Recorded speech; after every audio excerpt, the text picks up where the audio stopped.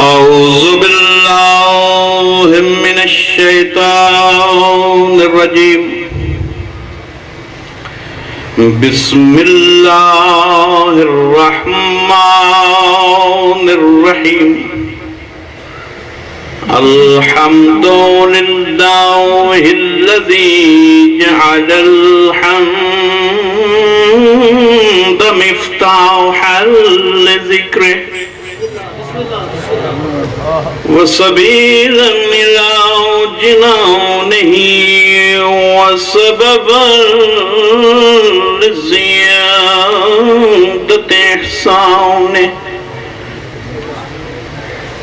والصلاة والسلام والتحية والإكرام على سيد أسلم ما في الوجود سر الله في كل موجود نقطة دائرة الوجود صاحب اللواء الحمد والمقام المحمود مولانا ومولى الثقلين جد الحسن والحسين أبي القاسم محمد صلى الله عليه وأهل بيته الطيبين الطاهرين المعصومين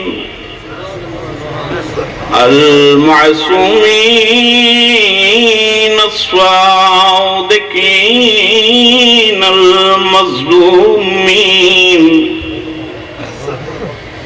الذين أذهب الله عنهم الرجس وطهرهم تطهيرا.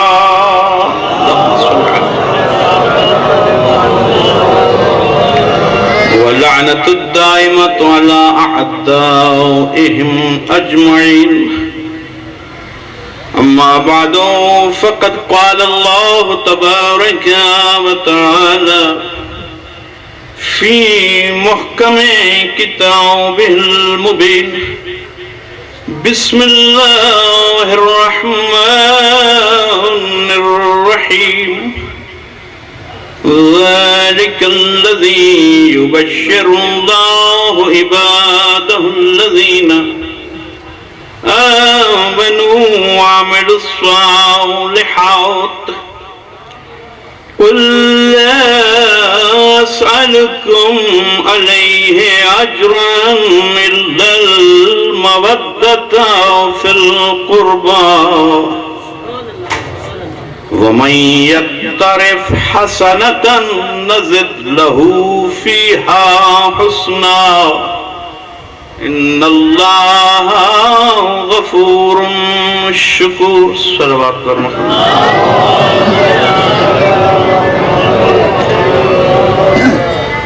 گزارش ہے کہ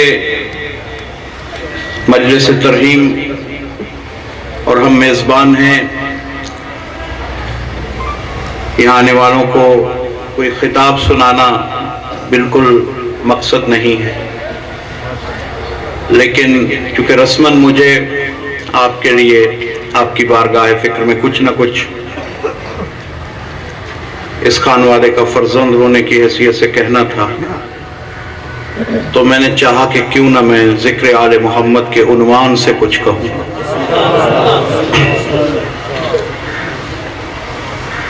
حضور میں نے آپ اس آیت قرآن کو تلاوت کیا آپ کے سامنے، سورہ شورا کی 23 آیت ہے.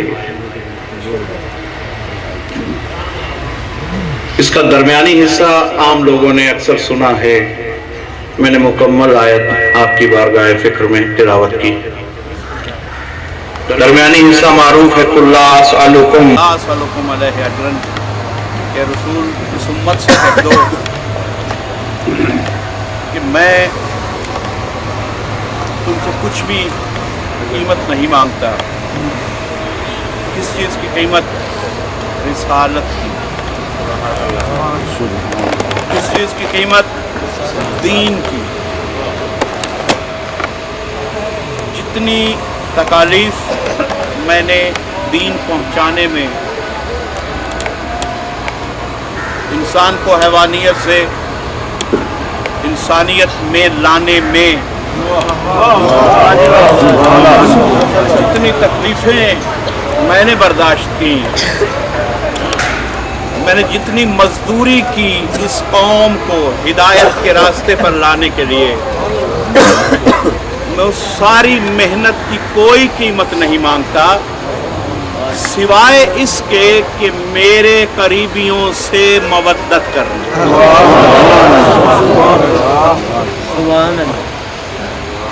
یہ معروف حصہ ہے، لیکن میں چاہتا ہوں کہ میں ساری آیت کے تناظر میں تھوڑی سی گفتگو کروں، کہ شاید بجلی کے سبب آواز جو ہے اس کو محدود کر دیا گیا ہے، لیکن میں کوشش کروں گا کہ آپ کی روحانی لہریں میری آواز کو وصول کرتی رہیں.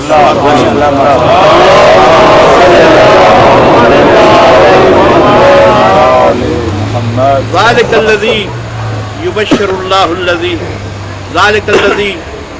اللہ عبادہ الذین آمنوا وعملوا الصالحات. عجیب رنگ سے یہ آیت شروع ہوئی ہے.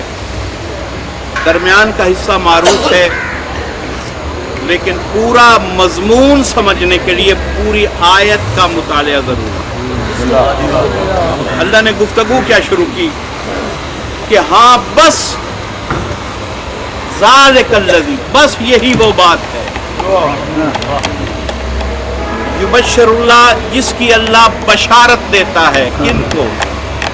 عبادہ الذین، وہ لوگ جو اس کے بندے، وہ لوگ جو اس کے عبد ہیں. حضور ہمارا آپ کا اپنے آپ کو اللہ کا بندہ کہنا اور بات ہے، اللہ ہر ایک کو اپنا بندہ نہیں کہتا، بلکہ اس کا بندہ کہنے کا معیار یہ ہے کہ جب اپنے سب سے بڑے حبیب کو پکارے تو اس کلمہ میں یہ جملہ رکھتا ہے اشہد ان محمدن عبدہ و رسولہ.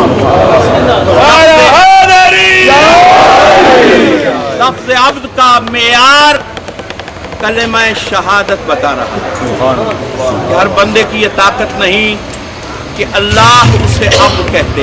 اب کس شان کے ہوں گے وہ بندے؟ محمد کو عبد کہنے والا اگر کچھ اور بندوں کو بھی عبد کہہ دے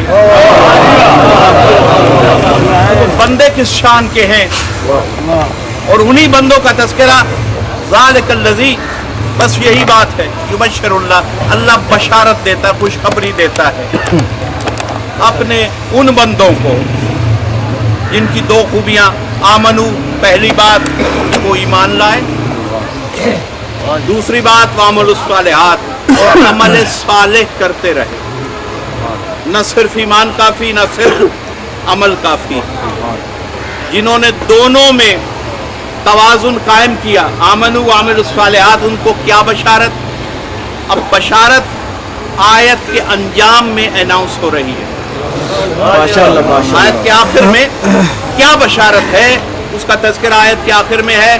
پھر درمیان میں یہ میسج رکھا کہ بشارت مشروط ہے ایک شرط سے.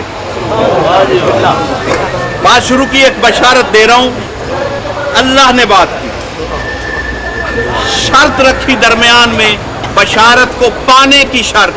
بشارت کے اہل کون کون ہیں، بشارت کے سائے میں کون کون آ سکتا ہے، اس کے لیے فرمایا شرط یاد رکھنا.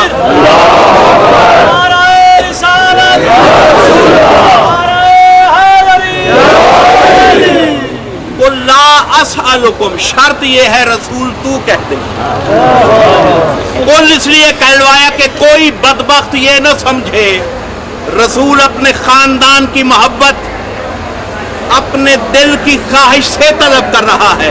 کل لگا کے کہا تاکہ کوئی بھی سنے, پتا چلا جہاں رسول کل کہہ نہیں رہا, کوئی کہلوا رہا, کل کہہ دے. وہی وزن رکھا, قل هو اللہ احد. جس شان سے قل هو اللہ احد کہا, اسی شان سے